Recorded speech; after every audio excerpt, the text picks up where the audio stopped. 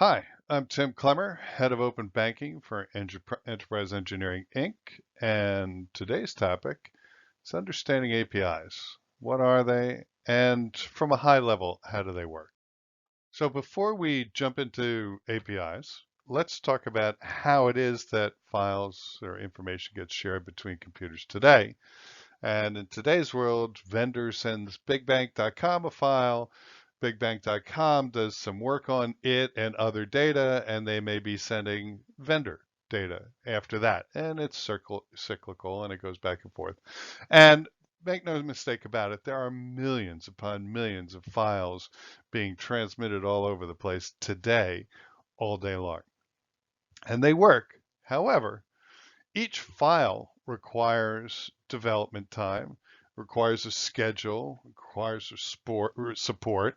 And if you think about it, every file has its own format. Now, sure, some vendor companies may produce all their files in the same format, but they all express data their own way. And if you just simplistically think of all the different ways I can express a date, year, month, day, month, year. I can have MAY or '05. I can throw time in there. I have to have rules over what to do if something's missing in there. I mean, it gets complicated. So files can be very complicated. And as more and more files are coming back and forth between computer systems, understandably, the complexity grows. Now, it works and it's okay today, but it fails in terms of immediacy of data needed for open banking. And what do I mean by that? Simply put, if I'm going to enable open banking and I am going to enable incredibly personalized customer experiences for my customers, I need data faster and I need to be processing it immediately so that if my customer walks out of a store having used my credit card to buy some clothes or something, I want to send him a notification or her and say, hey, congratulations on buying that new suit or whatever or the tennis racket or whatever you just bought in the store. Let's celebrate. And I'm going to give you $5 off at Starbucks and it's right around the corner. That's the immediacy of data. I can't do it with files. I have to do it with APIs. So, what is an API? An API is a pre-formatted, this is how I like to describe it, is it's a pre-formatted conversation between two computers. And it typically consists of a series of requests that one computer will make of another, and they are formatted in such a way that vendor sends the request, bigbank.com knows how this works and knows how to send a pre-formatted response with all the data in it. Without any coordination, without any agreements, obviously we're going to have pure chaos. So vendor sends a query of Big Bank. Big Bank has no clue what it was just asked. It sends back garbage, and that leaves vendor going, what the heck is this guy doing? So what do? We get to APIs, within which we have agreed upon order of requests and agreed upon format of all responses, including all the errors. And so vendor has a request. I want an account list for customer ID 12345. Big Bank says, oh, I know customer 12345. He's got 3 accounts. Here you go. And if you look at this, here we go. This is what's called a JSON response. This is a format. It's textual. It can be almost human read. But when we talk about being agreed upon, and I use that in both bullets on this slide, look at type. So type just says checking account, mortgage account, credit account. You and I, as we read that, go, well, that's obvious. I get that immediately. And you're going, so what's the big deal about agreed upon? Well, there are a lot of banks that call credit cards lines of credit. There are a lot of banks out there that may categorize mortgage as a loan and may categorize it as a personal loan. So what has to happen before anything gets done, before data starts going back and forth between two companies, you have to have total agreement on what these values mean and how. This is how Big Bank categorizes it. Vendor may have to go back in and say, oh, that credit card, to us, it's a line of credit. Oh, that mortgage, to us, we just want to look at it as a loan. And so that's what's going on to share the data. Now, we also talked about that there was an order to the request. So the first thing I do, and remember, this is all about financial data. So these examples I give you are financial data. And the first thing that happens is, first I want to get what's the list of accounts that this customer has. Second, once I have that list of accounts, now I can say, give me the account details on this account.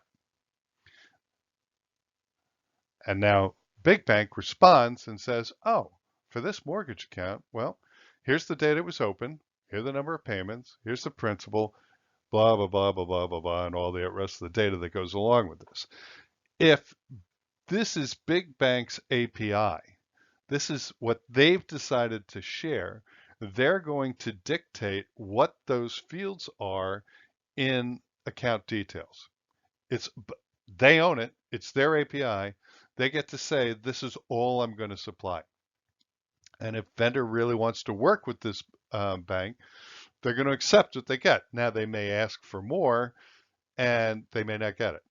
If, however, Big Bank is saying, I am, using XYZ, ABC, standard API for financial data, then they have to conform to whatever the standard says. And that may seem obvious, but it may not be that obvious. And I say that in that there are some APIs which basically want you to just share everything. They don't say you have to, but they just want you to share everything. And the banks are going to be a little bit iffy on this and say, well, interest rates, I'm not so interested in sharing. Competitive advantage. And I don't want you, vendor, knowing what my rates are and then going and try to undersell me with other banks. So that's one of the issues. So now I'm sharing all my data, but before we even can get here, there's a huge thing that we need to consider, and that's security. Security is critical. It is, for financial data, there's an intense amount of security wrapped around any conversations that I'm having in the API.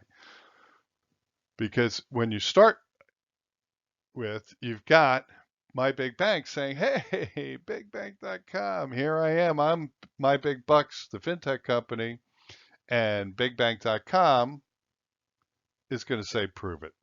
So what happens here is you can't, for instance, say, hey, I know my account information.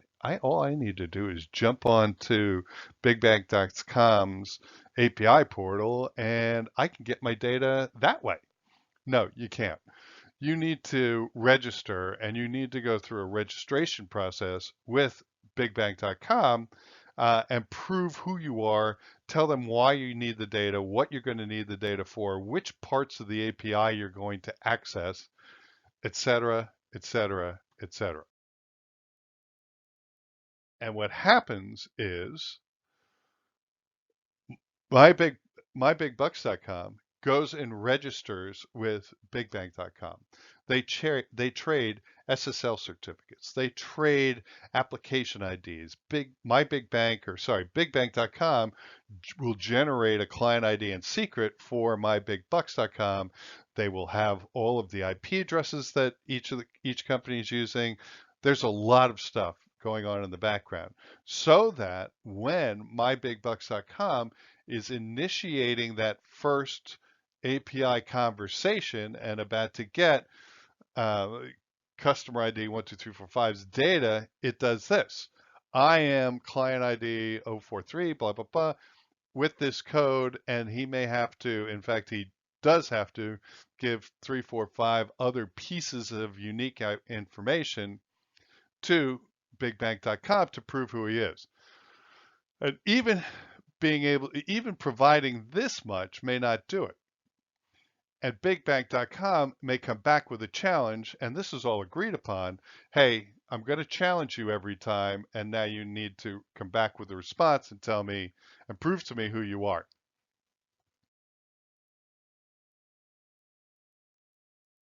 And then mybigbucks.com comes back with a response, and bigbank.com is satisfied and being a very polite API. They thank mybigbucks.com and that says, now you can go and get your data. So in a nutshell, that's what happens. First, we set up security. Then once we set up security, we understand where we're going to ask for data, i.e. in terms of financial data, I'm going to get a list of accounts. I want to get account details, and then I want to get all the transactions associated with each and every account. And that is, from a very high level, how it works. I hope this was informative, and I hope you appreciated it, and thanks for listening.